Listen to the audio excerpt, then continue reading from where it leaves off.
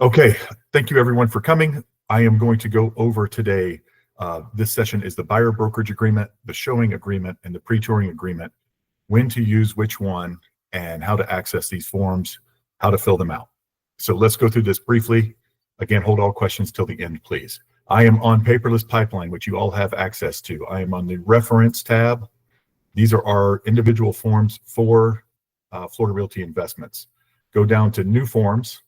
Scroll down to new forms and you'll see exclusive buyer brokerage agreement, showing agreement, and pre-touring agreement are the first three forms on the list.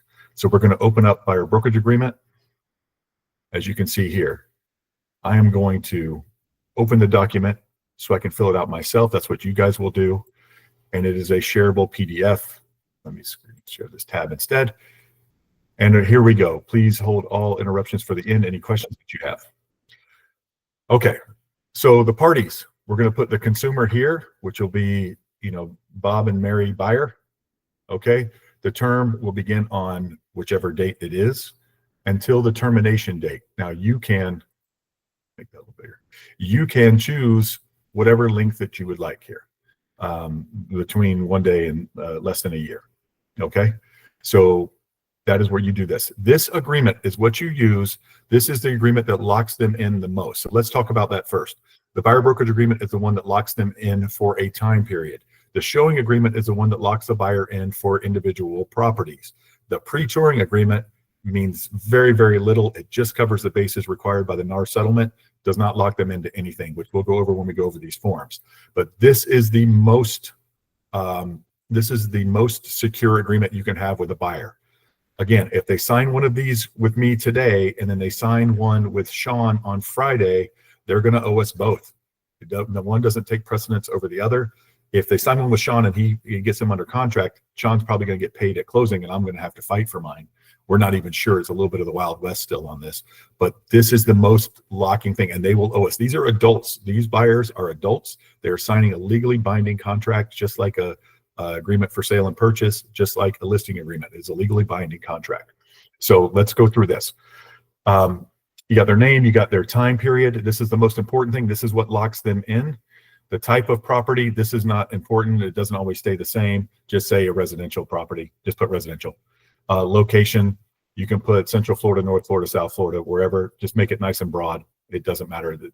Just make it where they're not going to get out. So the broker's obligations, the consumer's obligations. Read through those another time. I'm doing this quickly so people can figure out how to fill this out. Retainer fee. Now this is non-refundable and it does not go toward their commission that they're going to put below. This retainer, if you look at this line on number 6, a non-refundable retainer fee of blank for broker services provided is earned and payable upon execution of this agreement. It will be made out to Florida Realty Investments at that time. We will keep 10% of it and pay you the rest. This retainer is in addition to any compensation earned by broker.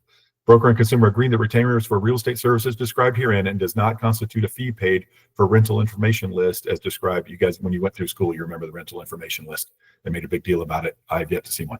So this is the retainer. You can get a retainer, $1,000, $500, whatever it is you want to get. That is not refundable. It does not go towards this, what we're going to do in number 7 here. Compensation.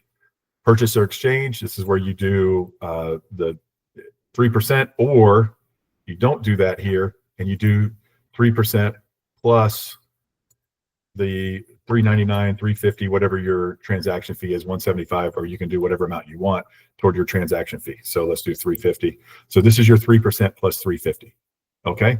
You don't have to charge them the $350. As you know, we charge the client at Florida Realty Investments. You can pay it for them if you want. Okay. Let's go on. If it's a lease, this is the form you use for that as well. If it's a lease, you put it here. Same deal. Some people will put a retainer and then they don't owe you anything for the lease. Okay. Or you put whatever it is you want to do. That would probably be more likely in the case of a lease where you're going to be showing people all over town and you might make $200. So that's where you might want to put a $500 retainer and you put in the additional terms. I will show you property for, this weekend or whatever, as many as you want to see this weekend or whatever it is that you want to do. You can do that. Gives you the freedom to do that. Then you have the protection period. So you are protected. If you only make this for a week, this whole agreement for a week, You're still covered for 30 days after that. I never like to leave things blank, even if they say that, so just put the 30 there. Conditional termination. At consumer's request, broker may agree to conditionally terminate this agreement. If broker agrees to conditional termination of this agreement, consumer must enter a written agreement with this effect and pay a cancellation fee of whatever that amount is. This is where you put if they want to get out of this agreement, they have to pay you $500 for wasting your time. Okay, so it's that kind of thing. And conditional means, hopefully you guys know what conditional means. That means this still counts. This 30 days up here still counts. They're still going to owe you if they buy one of the houses that you showed them. Okay. Dispute resolution. This is where we get rid of arbitration. And here's where some confusion is. You can sign other people's forms if you want to. You can use the ones off FARBAR if people refuse to sign these.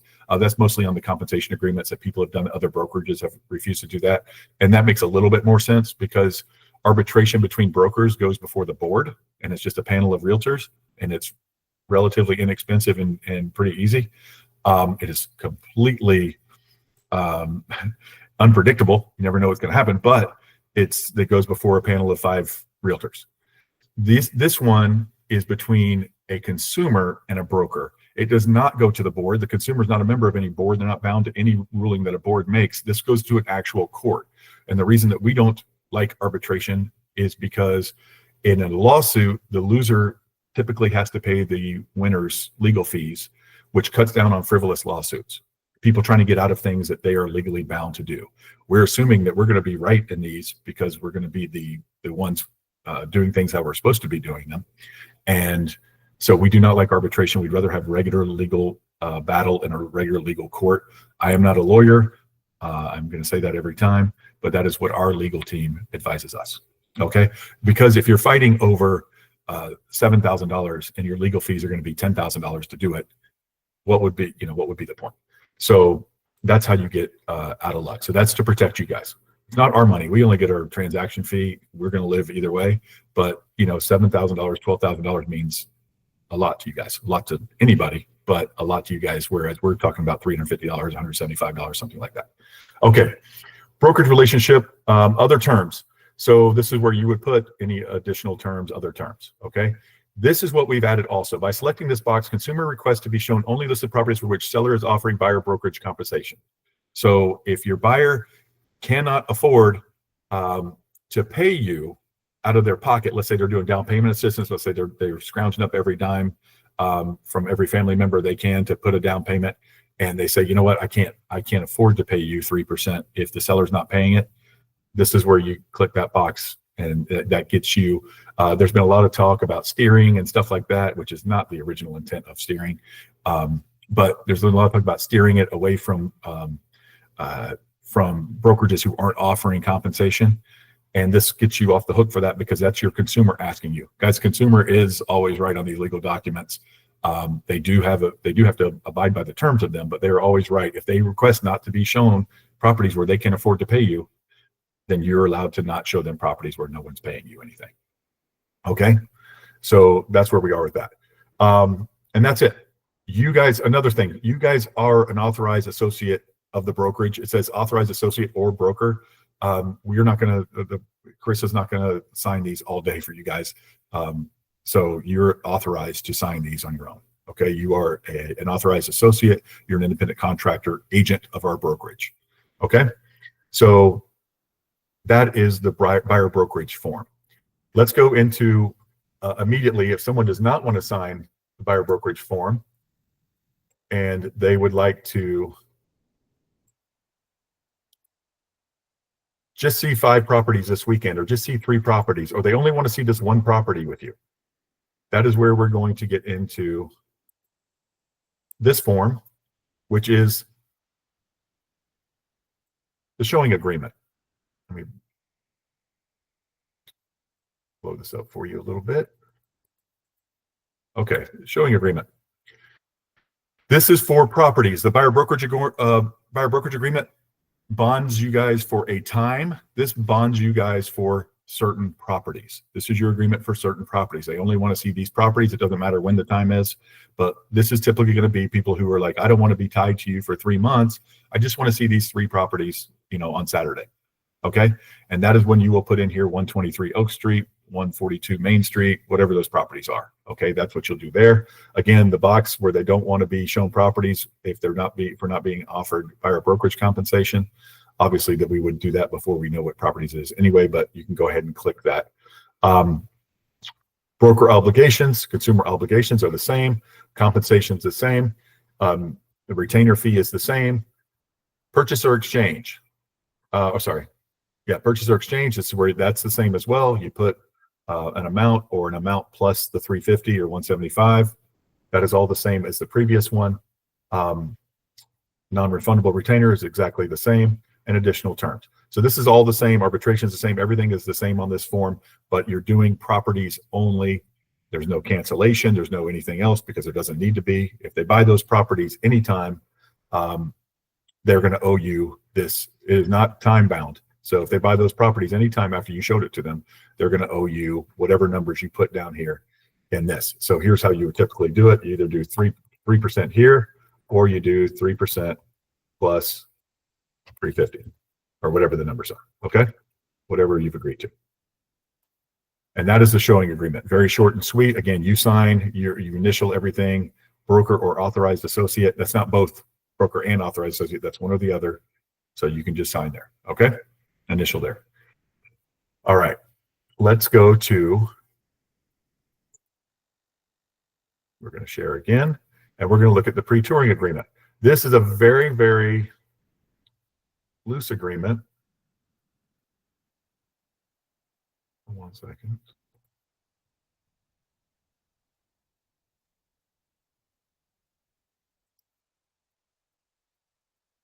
Okay, let me blow it up for you. This is a very, very loose agreement, and this one always makes me laugh. So here's your consumers, Bob buyer, Mary buyer, whoever they are. You can say for 10 days, 30 days, it doesn't really matter because this form doesn't mean anything other than you're covering your responsibility for the NAR settlement, having a signed agreement of some type. Let's go through this really quickly. Brokerage commissions are not set by law and are fully negotiable. Again, I tell you guys to get that on a tattoo, just so you always are disclosing it. Get it on your forehead on a tattoo. Wear a hat when you meet them with that on it. If you wish to work with broker to purchase property, broker shows you, broker compensation for services, broker advises you will be as follows, unless amended by the parties in writing, meaning when you have an actual agreement.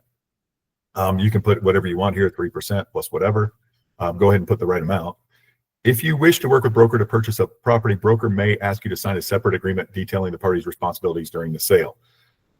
This is why I always laugh. You've got up here, if you wish, broker may. You rarely see the words wish and may on a legal document. Right? That's not legalese typically. So this is just saying I signed a paper with you. Let's go look at a property. Honestly, a napkin would probably be just as well good. You're representing me on this property. I may or may not pay you commission. That's pretty much what this says. So again, I don't care what the rest of it says. It doesn't hold them to anything, doesn't hold you to anything, just means you're going to show them the property. This is a pre-touring agreement that means nothing. It just covers yourself with NAR. You're going to need more than this. So if they sign this pre-touring agreement and you know what, I love this property, let's put a contract in on it, then you're going to put a buyer brokerage agreement or a showing agreement. If they're still, if they're the kind of people that are fidgety about signing a property, an agreement to start with, then you'll just put a showing agreement with the offer when you have them sign it, and the showing agreement will just be for that property. Okay, so if I'm buying 123 Main Street, I showed them this with a pre-touring agreement. When I have them fill out an offer for the property, I'm going to put a showing agreement on top of that and put it in the same package when I send it to them. Okay, I'm not going to send my showing agreement to the seller or the seller's agent, but I'm going to send the rest of it to them, and I'm going to keep the showing agreement. Okay, but just have them sign it at the same time. Of course, they'll sign the showing agreement because they're putting in an offer. So you just put it with it, and they'll sign the whole thing because why not? You're their agent on the offer. They're already bound to you just for that one house. Okay, so it's no harm to them at all. All right, those are the forms for the buyer brokerage agreement, the showing agreement, and the pre-touring agreement. I will close that there and answer any questions that you guys have now. That will be all that will be on our instructional, and the rest of this time for 13 minutes, I will answer your questions that you might have about this. And I want to thank you all for being quiet during the tutorial. Any questions? Yes, Levette. So Ryan, if you're using the buyer's agreement, you don't need that Praetorian agreement, correct? No, the buyer brokerage agreement covers you for everything. That is the number one lockdown agreement. That covers absolutely everything. You don't need another form other than the making an offer. You need the as is or the standard contract to make an offer. That is all you need. So in order of strength, again, it's buyer brokerage agreement, the same order I have them on here on the on paperless pipeline is the order of strength. The strongest is the buyer brokerage agreement. Let me make this a little bit bigger for you guys.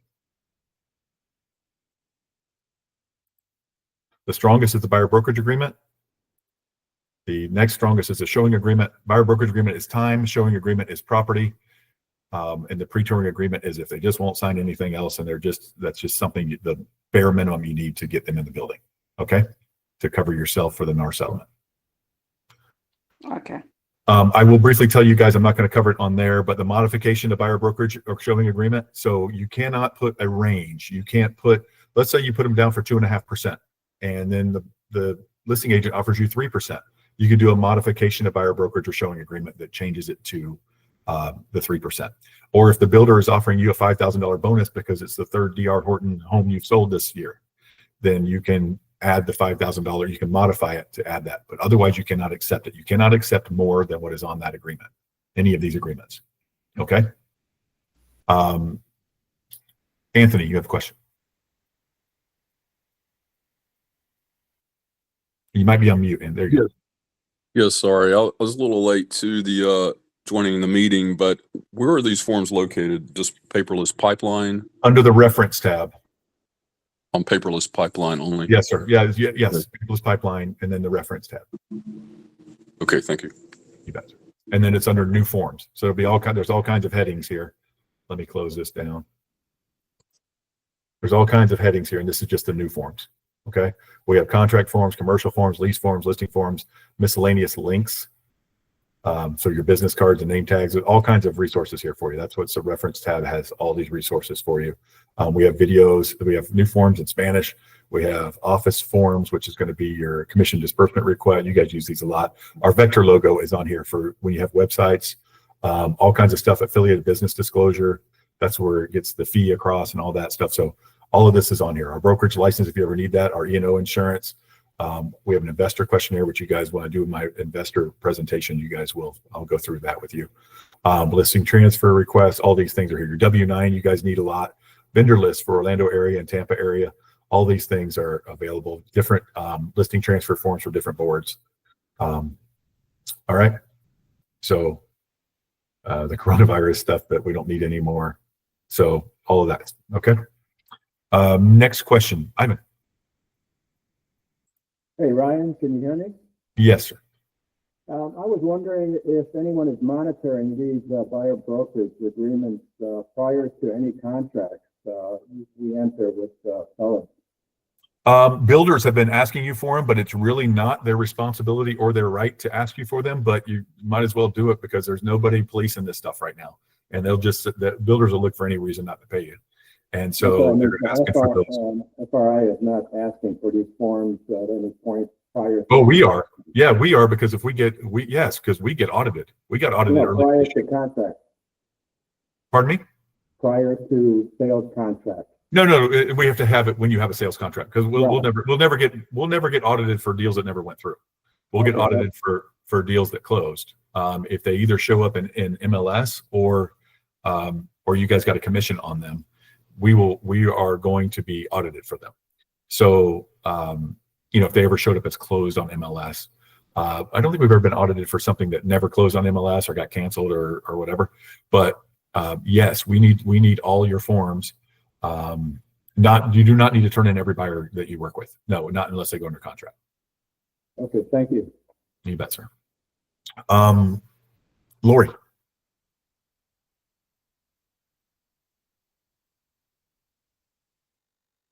Lori, you're on mute if you're talking.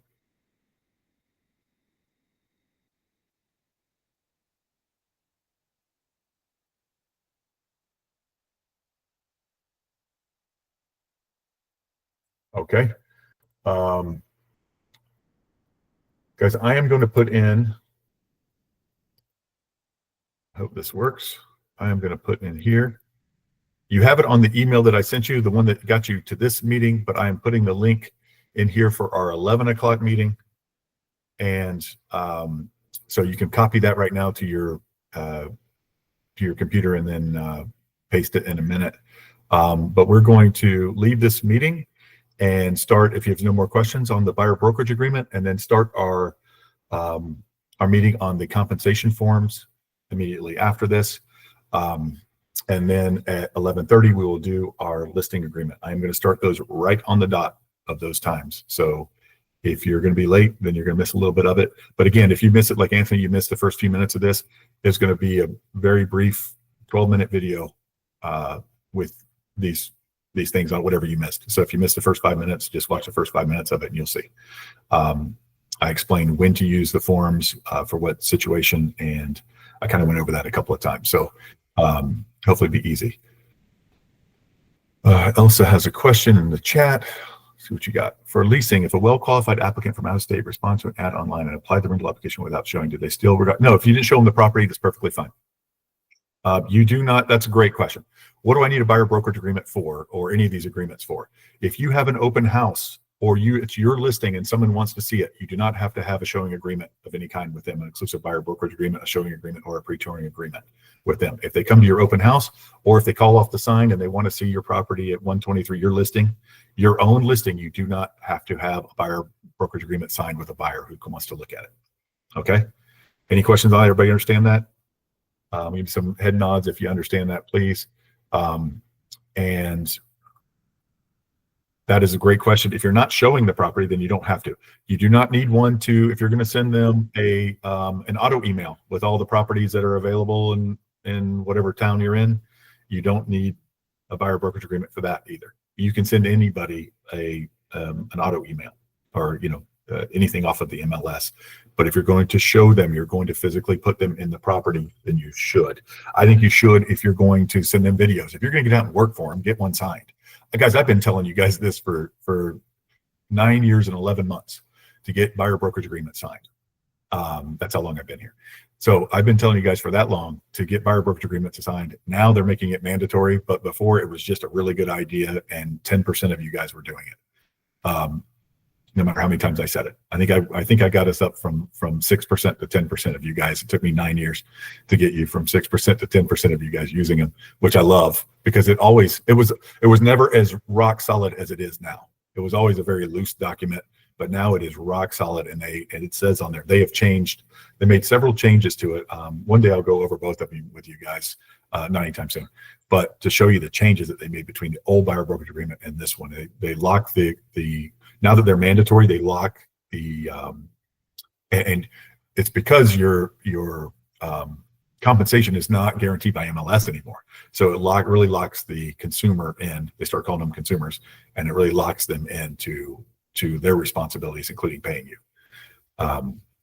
So that was an exciting thing. But yeah, you should be using these, and I think you should be using them if you're going to be sending people. If you're going to take the time to send people a bunch of properties, and certainly if you're going to take the time to go, I know a lot of you guys work with investors, and you go out to investment properties and video them and send them the video on WhatsApp or however you do it. That is a lot of work you're putting in for somebody, and you should have a buyer brokerage agreement signed. Okay, but it is not required by the settlement until, I started to say by law. It's not even a law. It's just if you want to, first of all, get paid by us, but because we will be audited for them. All right. Any other questions or comments before we go from this one? It is 10:56. I will be starting the other one at 11 o'clock sharp. Yes, Victoria. Sorry. So since it's not like required, like it's definitely smart to get this signed before showing. But if we forget or something happens where it doesn't sign, it's basically before we close, it needs to be submitted to FRI. No. Get it signed before. You have to get it signed before showing. Oh, before. Okay. Yeah, you have to It's get required. it showing. Yes. Okay. What It is- about, sorry, I was also late a little bit. Is the showing agreement and pre-touring agreement also have to be signed to, or just? No. One of these three. Just one of Okay. these. Okay, got it. I'll Got tell you it. one more time. The buyer brokerage agreement locks them in for a period of time. The showing agreement locks them in for the properties that you actually show them with no time limit. Okay. And the pre-touring Okay. agreement, very weak, means absolutely nothing, pretty much, but it recovers the requirement. Okay. Okay. So, and you asked you started that out with something I wanted to cover, but we'll do that. And after the 11 o'clock one at, by 11:15, I'll be answering, maybe by 11:10, I'll be answering, because the compensation agreements are pretty easy and quick. I'll be answering questions again if you have questions that you need to ask then. Okay. Even if it's about this. All right. So I will start again at 11 o'clock. It is 10:58. I will see you guys very shortly. Bye, everybody.